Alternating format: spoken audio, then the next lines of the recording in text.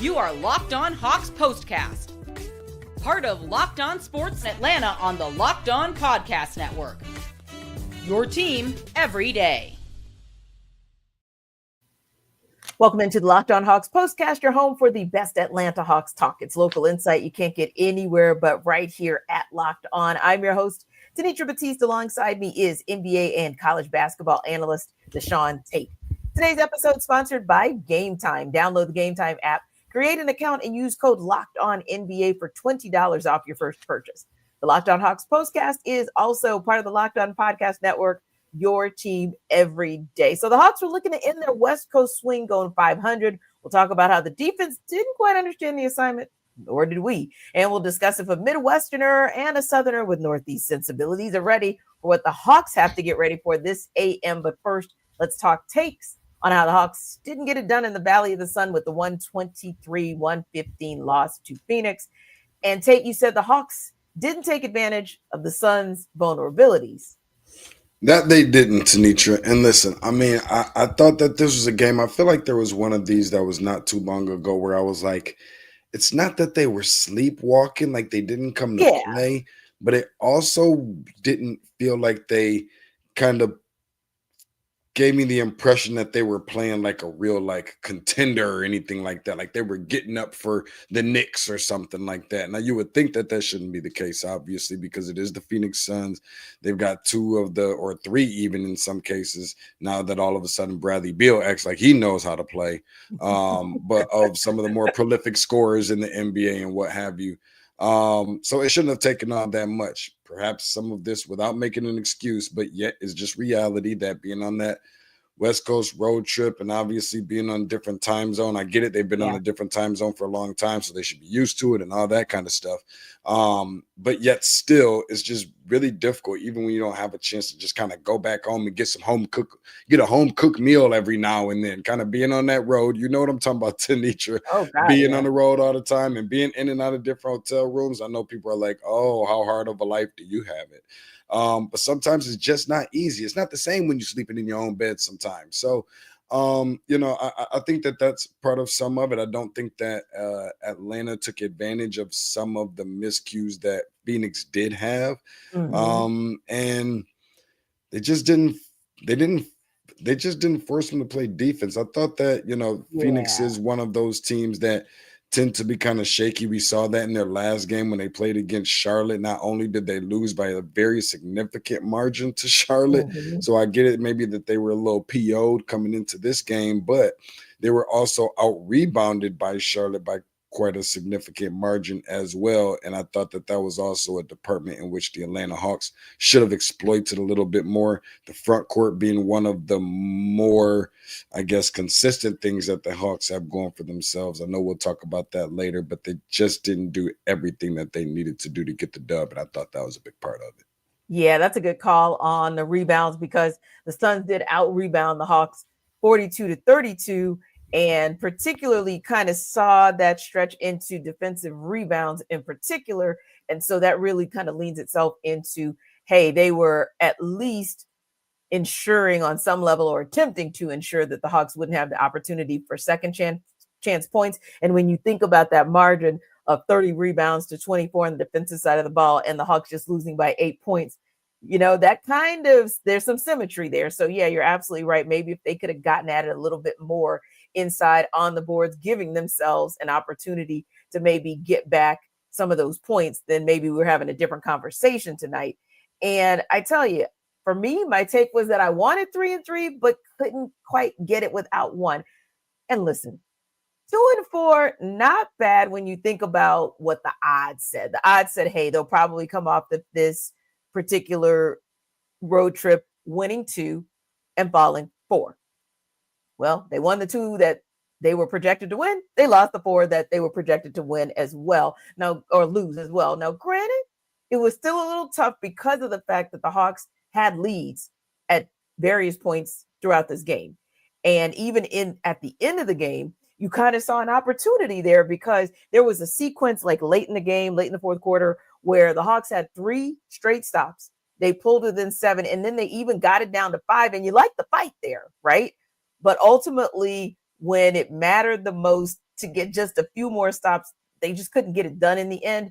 And I think that's where it was kind of like, yeah, I can kind of see how that happened, where you walk away and unfortunately it's an L for you. But on the same token, and again, we don't try to make excuses, but we will try to give you explanations. And the bottom line is, at the end of the day, there's one guy who probably could have gotten after it a little bit more, whether you're talking about those boards or whether you're talking about at the end of the game helping the Hawks to get stops when they needed it, or somebody else who maybe could have even taken over a game. That guy wasn't there, and that's Jalen Johnson. So that's when you start to look in that last minute, and you'll see like DeAndre Hunter, who had just a few glimpses of, showed us a few glimpses of what had looked like that guy over the last couple games, didn't quite show up until the fourth quarter. But then there was a turnover in the end, and then there was a missed shot. And you're just thinking to yourself, yeah, that's probably not the time where that should have happened, because this was a game that was still within reach for the Hawks. And I just said to myself, man, these are the moments where you miss Jalen Johnson the most. I agree. And you know what? Like that was the other thing I was thinking about. Like, man, sometimes I'm kind of curious about how concerned do we start getting that we haven't seen Jalen Johnson? I mean, I get it. Yeah. There was a stretch when we didn't have, a few different players, maybe even DeAndre Hunter, as big of a deal as that was, especially at the beginning. But we didn't know at the point that he was out was at such a beginning of the season. We didn't know that was the DeAndre Hunter that was getting ready to show up for us either. True. There was times when we didn't have, Dyson Daniels after looking so good, but DeAndre Hunter was available and active, so he was able to step in.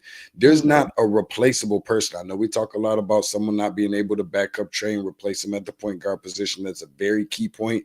But also there is not that person that exists that's able to come in and give anywhere remotely close to the kind of production that Jalen Johnson can give. And even in the sense, and I'm not saying he's a Jalen Johnson, but even in the sense where we started to really kind of see that Larry Nance was like, okay, he can give it. He's not Jalen, but he can give, he can give some production. He's probably not even a diet version, but I like the contribution he can give.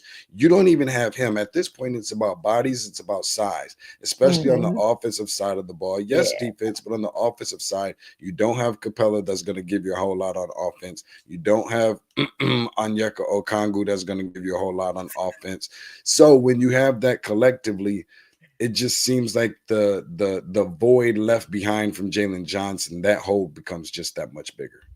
Yeah, and I hear you on that one. And we chuckled a lot pre-production about Onyeka Okongwu. So guys, if you could see our text chain, it's absolutely hilarious as we go back and forth on our love, hate for Onyeka Okongwu. No, I didn't mean hate. It's not that strong for you, boy. But ultimately, you're right. Onyeka Okongwu does it in spurts and in different ways, right? Mostly on the defensive side of the ball, but at times gives you something offensively. And then you look at DeAndre Hunter, and sometimes he will give us some good two-way play, but for him, it's been a lot on the offensive side of the ball rather than defensively. Maybe he'll give you a little bit of something.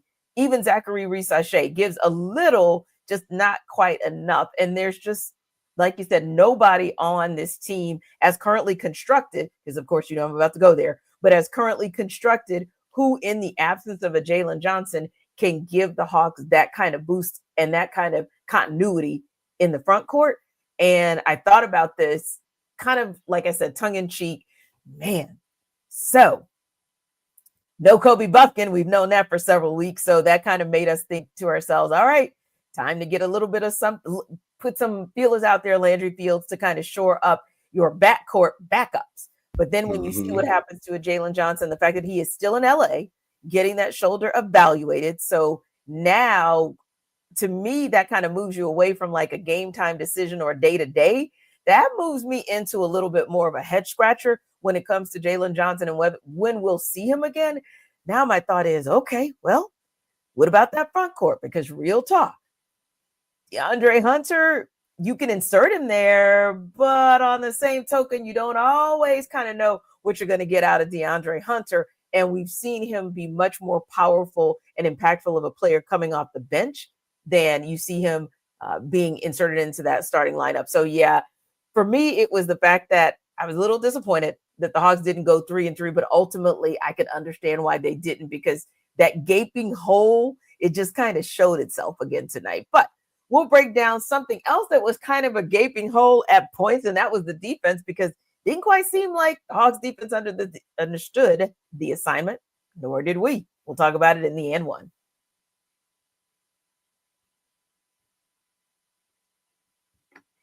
This episode of our Locked On Hawks postcast is brought to you by Game Time.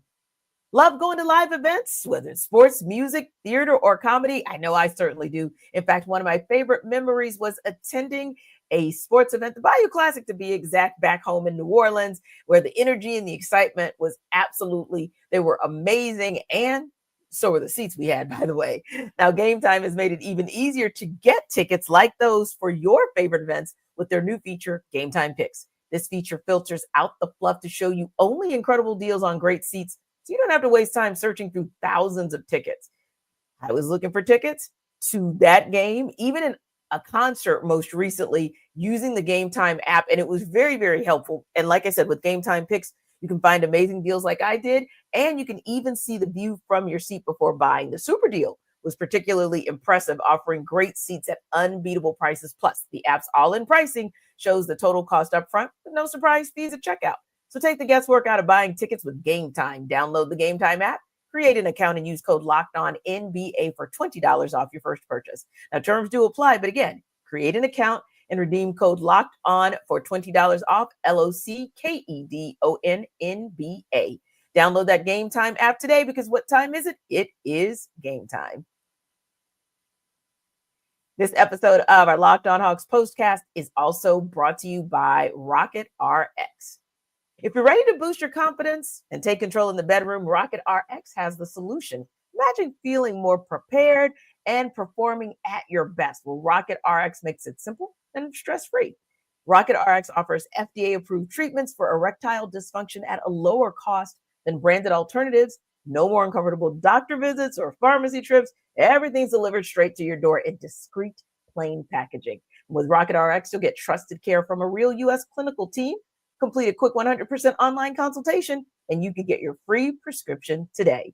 So visit rocketrx.com to get started now. Only takes a couple minutes. Right now, our listeners can get 40% off their first order when you use code LOCKEDONNBA. That's our RocketRx, rocketrx.com, code LOCKEDONNBA for 40% off your first order. I'll repeat that for you in case I kind of messed that up. It's rocketrx.com, code LOCKEDONNBA for 40% off your first order. I want to make sure that you know how to get that. Now, the terms and conditions do apply, but for better sex made simple, be sure to go to rocketrx.com and use Locked On NBA for 40% off your first order.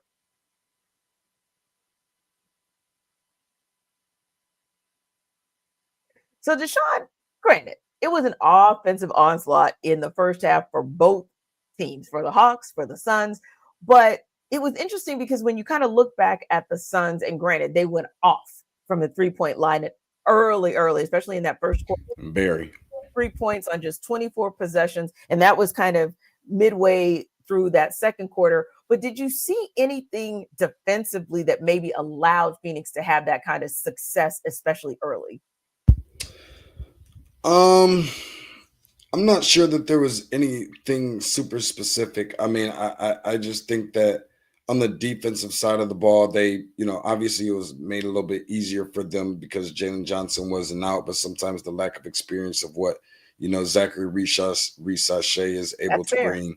I think that kind of, like we always talk about, those instances where he, have looked pretty good over the last handful of games, or even on this West Coast road trip. But there are the times, and this is kind of where I go back to, where it kind of feels like you're sometimes playing 5-on-4. This felt like one of those games, and there was just really not a great matchup for him just based off of his position. Not even just lack of experience. It's a matchup problem for anybody that's playing Phoenix. When Phoenix is able to put the ball in the basket with some of the guys, future Hall of Famers and so forth, projectively to what they have on the floor. So, I think that the good thing that I will say about Atlanta when I'm looking at their team is that, they're starting to show that they take very calculated shots. I don't see them really getting outside of their realm of kind of just shooting shots just to be shooting. Yeah, kind of The playing shot, within themselves. yeah, the shot selection is coming along, is looking a little bit better. And I think Mhm. their best attribute, probably, I don't think people are really talking about, is just their ability to just hang around in the game with teams. I mean, Mhm. Phoenix went up, fairly decent margin at the beginning, and then all of a sudden Atlanta just hanging around, just slowly getting stops from time to time, but more so just really being active and efficient Yeah. on the offensive end, I think, is the thing. And then they go down towards the tail end of the game and all of a sudden start making a run back even at the tail end, where I was sitting up here thinking that this thing was over. I had my notes complete and I was like, wait a minute, we might have something. So I think that that's one of the better things that we can say about this team, is that they're never really out of the game until Yeah. they're out of it. But anytime that you have a team like Phoenix who's able to outscore you the way that they were able to, Bradley Beal, obviously, they couldn't afford, and forgive me, I want to slow myself down here a little bit. You got the big three between Beal, Booker, and KD. They scored 68 of the 123 points. Now, I'm not great at math, but I feel like that's somewhere relatively close to half of the team's points. That's Over not half. something that they could, allow. That's not something that the Hawks could really allow to happen. Plus, of course, Grayson Allen went and did some Grayson Allen things with 20-some points too. That just kind of added the insult to injury a little bit. Yeah, I think that one for me was more not even adding insult to injury. That was the darn injury because I just don't like the fact that Grayson Allen could ever do anything to like go off on anybody, but that's just me and my thing against Grayson Allen. So that said, and again, I also don't like the fact that it's like, well, he was the random role player and Bradley Beal was the weird random role player because of course Yes. Bradley Beal is essentially, like you said, he's supposed to be a part of the big three, but he's coming off the bench right now. But for all intents and purposes, for where he came in tonight, he was the random role player that got them. And that's something that from a defensive perspective, you're trying, as Quinn Snyder and company, you're trying to come up with a game plan for Durant and Plumlee, Jones, Booker, and Dunn, not Bradley Beal, because he's not in the starting lineup. But then Bradley Beal gets 33 minutes and you start to see that he's having that kind of night. And you're like, okay, we're going to have to reset and plan for a Bradley Beal. But I think it goes back to something else that you said as well. There are just times when you're outmatched in so many different ways. And hey, Quinn Snyder chose to put Zachary Risachet on Kevin Durant to start the game. That is a tough assignment, like you said, for about 99% of the NBA, point blank, period. So the fact that Kevin Durant had just a pedestrian night, and for Kevin Durant, 23 points is pedestrian for KD. Seriously. Right? And it was an efficient night, 9 of 15 for him from the field. But the fact that in some way, shape, or form, Risachet and the Hawks were able to at least get him off of his game a little bit from the perimeter with him going 2 of 7. I felt like that was good, but maybe just overall, it was like the Hawks were kind of a little bit lost in translation sometimes, especially in that second half, because it seemed like they weren't kind of aware of who the hot hand was. I felt like that was something that I didn't kind of see. And maybe when there could have been some help here and there, maybe they didn't bring enough help when they could have. And that's why I kind of felt like, we don't think they kind of understood the assignment defensively, especially early. And then two, what was a little bit troubling was the fact that the Suns are 30th in the NBA in points in the paint this season. And yeah, the Hawks not only got outscored 54-46 inside, but at one point, DeShaun, it was something crazy like 43, 42, 43 to 28 as far as points in the paint. And I was thinking, how did that happen? Yeah, and that's just what always seems to be our bread and butter to a degree, Exactly. right? Not just settling for an outside three or for an outside shot, but kind of establishing the offense on the inside, working inside out. How they a got lot back of in the times. game Tuesday. Exactly. And even from that standpoint, I use this term all the time, the hungry hippo, dumping the ball inside, get eaten up as much as you possibly can on the inside. And that was just something that they just really didn't take advantage of. And to be honest with you, they kind of have the size advantage to a degree. Like, I get it. Yeah. Kevin Durant's 7 feet tall, but he's not your 7 foot tall, rim protector or anything remotely close to that. They also didn't have Jokic out there playing for them tonight as well. So there was a little bit of a hole in up front in the center position, especially when you have somebody like a Mason Plumlee who's, an athletic big, but nobody that's an ideal center or somebody that would be able to prevent the Hawks from doing typical Hawks stuff that we've been seeing all season long. So, I also feel like I didn't see as many of the,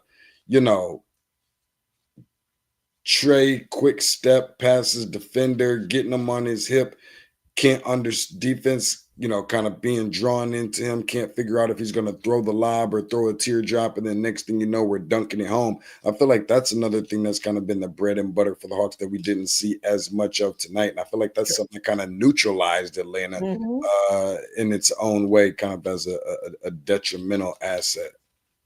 That's a good call, because I was listening to the broadcast on the flagship station for the Hawks, and I was saying to myself, I didn't hear that a whole heck of a lot tonight. That Trae was lobbing the ball and Clint Capella finishing at the rim. I didn't hear a lot of that, and I thought, that's kind of, I think that was actually more of the Hawks not kind of playing their game versus anything that the Suns did. And sometimes you're just off by a little bit, because the Hawks didn't get blown out by any stretch of the imagination. Even though it was an 8-point loss for them, it still was a tight game. It was still a tight game right up to the end, and the Hawks did have leads at times.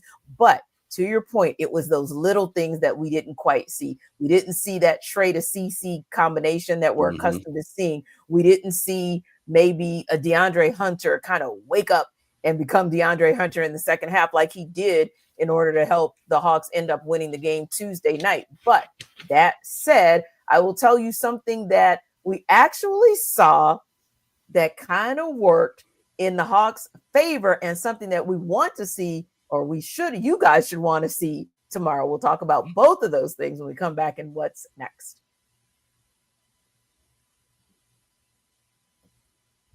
This episode of our Locked On Hawks postcast is brought to you by Ultimate College Basketball HC. Want to take a moment to introduce you to a brand new mobile game that I'm really excited about. I think it's kind of cool, Ultimate College Basketball HC. If you've ever dreamed about being a college basketball head coach, or you're a hoops head, a college basketball hoops head like your boy right here, this is your chance to step into those shoes. At Ultimate College Basketball HC, you control every detail of your program, from recruiting players and hiring coaching staff to overseeing training camps, handling NIL deals, and managing scholarships. It's all in your hands. And when it comes to game time, you get to draw up offensive plays and set your strategy. The way you play won't just affect the current season, it'll shape the future of your school's basketball program. It's a game to let you feel the full weight of what it means to be a head coach and lead your team to glory. So here's a special offer for Locked On Hawks postcast listeners, Locked On NBA postcast listeners. Use promo code Locked On CBB. That's in all caps inside the game store to get a free boost for your program. It's the perfect way to kickstart your coaching career. So don't forget to download Ultimate College Basketball HC and just visit ultimate-cbb.com or look it up on the app stores. Ultimate College Basketball HC. Begin your coaching legacy today.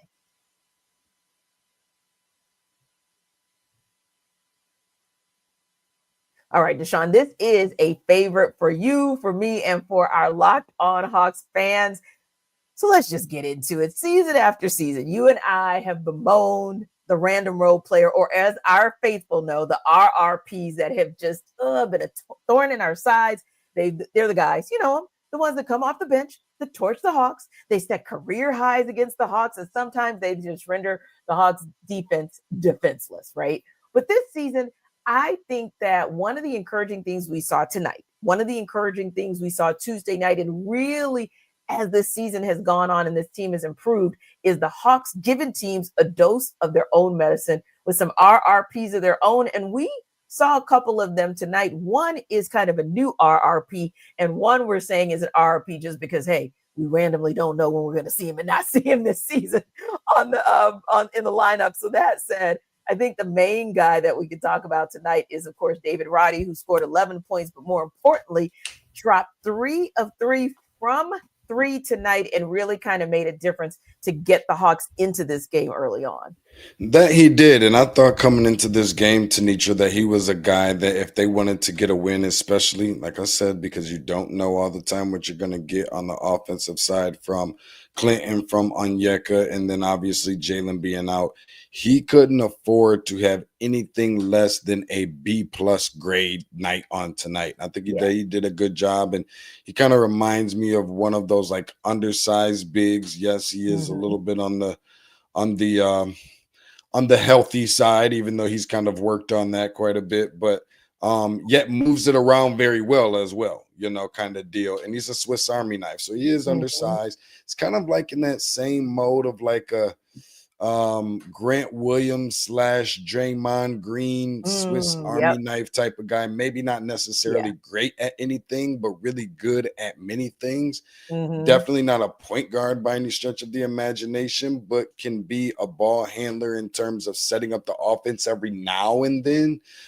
Kind of guy, grab rebounds, maybe not the most athletically gifted guy. But yet just does a lot of little things sometimes that don't even show up on the stat sheet that can help you win a game. So I think that that's something that kind of helps. And it's good to be able to say that we have someone in place to be kind of like a random role player to a degree that can help benefit, even if it doesn't always result in a victory and a win for the Atlanta Hawks. Just good to know that there is somebody there that can do that, because another guy, and I'm pretty sure that we're not even going to mention him on tonight, but I've seen it multiple times this season.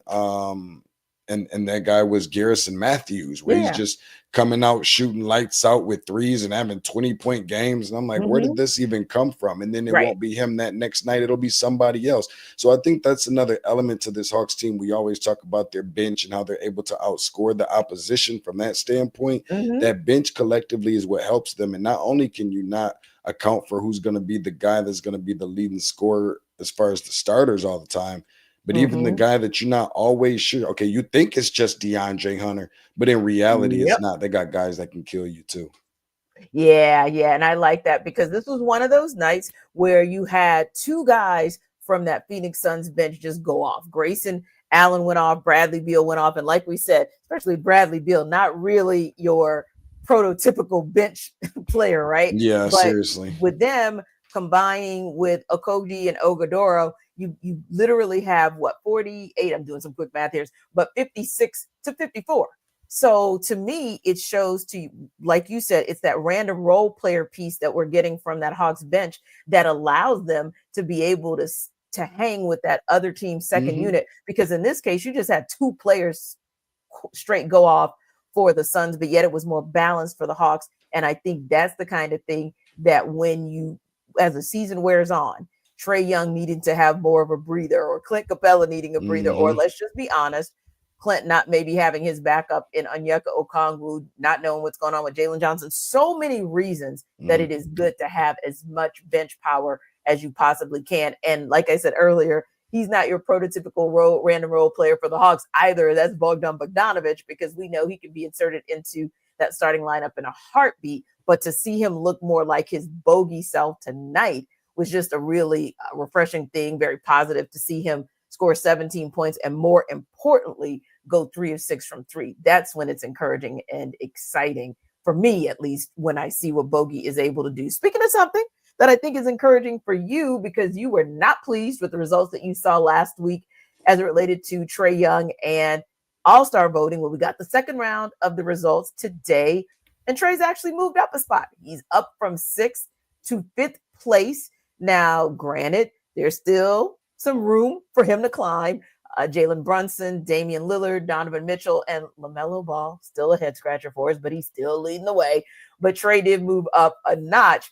And I thought to myself, tomorrow you can vote and get 3 times the credit for one vote. And I know, DeShaun, you've seen a lot of good out of Trae Young this week and on this road trip that make him a real viable candidate who should be discussed seriously for All-Star consideration. I think that's the first thing for anybody that's listening or going to listen in the future, who's going to be a little bit late to this and going to catch it after we finish off live, is make sure that you go and do your part and go out there and make sure that you're putting in your vote for our Atlanta Hawks, because they're or don't complain about it if you don't. Exactly. Yep. And I think that's one of the main things is because, I think I speak for a good portion of people. I won't say the consensus or all people, but so far what we've been able to see, whether it be out of Trae, which is changing the way that this, resulting in wins for this team and just in general being the catalyst and everything else, and not just him, obviously, but this isn't something that we really expected, and we need them to put up a good product out on the floor. So we got to make sure that we're doing our part as well. Outside of that, though, I mean, this is probably what happens. I guess you move up in the voting when you're out there hitting buzzer beater shots to beat teams from half court and everything else, putting Right. together another, let me say it again, yet another 20 plus point game to go along with 20 plus assists to go along with it, the leading scorer in this, or the leading assist man in the NBA. So I think that just that consistency going along, with everything else, obviously having a very favorable style of play to the natural eye of most people who tend to get into the voting and stuff like that. It's just good to be able to see that, quote unquote, if they still call him villain, it's still good to see guys who are like that and competitive, undersized guys who make the game really exciting. And I think that we're going to maybe, hopefully, fingers crossed, see him go up another notch on this All-Star voting. Yeah, I think he's definitely making a case for himself, and that's something that's benefiting the Hawks as well. Now, the Hawks, unfortunately, they were supposed to travel out tomorrow so that they could get back home, of course, to get some rest and kind of get ready for their Saturday game against the Rockets. But because of the snowstorm, the wintry mix that's coming our way Friday morning, they're going to fly. They actually are on their flight. They're on their way back home already. Probably going to get here around 4:30, 5 a.m. our time because, of course, they're 2 hours behind. Coming from the mountain time zone. That said, I was thinking about this because, of course, you are from Michigan. I am from Louisiana, but I have lived a long time in the Northeast, so I consider myself a Southerner with Northeastern sensibilities. There that you go. said, a Northern Belle. I call it a Northern Belle. Boom, that is my new term. I'm taking it. Period. So, DeShaun, are you, the Michigan Midwesterner on this show, nervous about this weather coming through?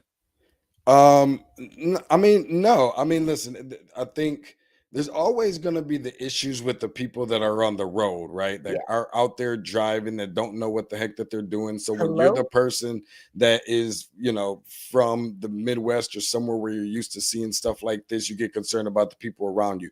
Now, I also, just to be fair and really transparent, that also doesn't mean that you are allowed to be the person that says, everybody move out of my way. Y'all don't know what y'all doing out here in this stuff. You're creating just as many problems sometimes as the person who really doesn't know how to drive in this stuff, because you think you know how to drive in this stuff, but you haven't done it in such a long time either. So I don't really know what's up with the whole go and get your bread and milk almost as if it's the second coming or whatever, what have you. I'm not sure if I'm ready for clear the shelves. I also don't want to be the person left without. But I don't know. I'm not really all that concerned. We're not breaking out candles and flashlights or anything like that. But believe one thing, in the Tate household, if anything happens, power, whatever, what have you, we've been in the South long enough to learn the rules, regulations, and protocols. In this home, you will not starve. We will fire up that grill in a heartbeat. Believe it. Love it. I absolutely love it. And my nervousness comes from what you just mentioned, which is these people who are on the road thinking they know what they're doing. So let's just say you or I, who actually know what we're doing, go out and try to grab a little something last minute. They make me nervous because they think they know what they're doing and they have no clue. And then when they are in the midst of it real time and realize they don't know, God, there's almost hell to pay for the rest of us. So they're the ones that make me nervous. But I'm not nervous about you or me because I know that we are prepared, just like you said, because we're the people who also keep the little brushes and the scrapers in our car, and we keep water in our car and blankets because we know what it is. It get real. You all should really, really take a lesson from us. That's what we do. We give you public service, public announcements on this show with advice to keep you safe and sound. So you guys stay safe, stay warm. And of course, Locked On Sports Atlanta is the #1 place to hang out after every game, including Saturday, where we hope the Hawks are able to take on the Rockets. Remember to like and subscribe to our YouTube channel. And for more on the Hawks, check out Locked On Hawks with our guy, Brad Rowland. We'll see you next time.